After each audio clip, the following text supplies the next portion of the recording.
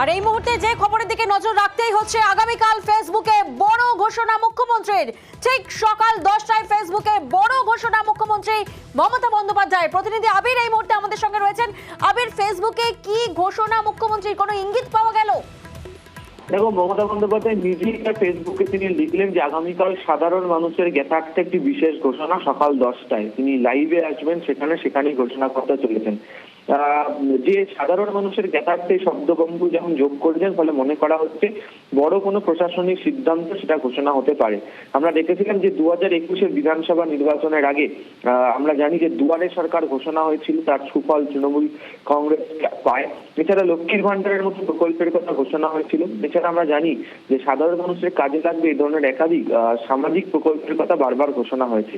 যেহেতু 10 তারিখে ব্রিগেড রয়েছে, ব্রিগেড সমাবেশ রয়েছে এবং সেখানে কেন্দ্রীয় প্রকল্পের বঞ্চনা নিয়ে তৃণমূল কংগ্রেস তরফ থেকে সরব হওয়া হচ্ছে, তারা ব্রিগেড করছেন। ফলে এক্ষেত্রে দাঁড়িয়ে মনে করা হচ্ছে যে মমতা বন্দ্যোপাধ্যায় সেই সংক্রান্ত কোনো মস্ত বড় কোনো প্রশাসনিক সিদ্ধান্তের বিষয় ঘোষণা করতে পারেন, যা লোকসভা নির্বাচনের আগে অন্যতম তুরুপের তাস হতে পারে তৃণমূল কংগ্রেসের ক্ষেত্রে।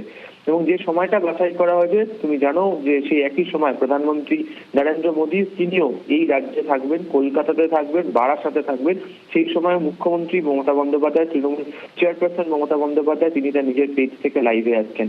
ফলে তার এই পোস্টকে ঘিরে ইতিমধ্যেই রাজনৈতিক কৌতূহল শুরু হয়েছে। ফলে বড় কোনো সিদ্ধান্তের কথা ঘোষণা করতে চলেছেন মুখ্যমন্ত্রী মমতা বন্দ্যোপাধ্যায়। বেশ।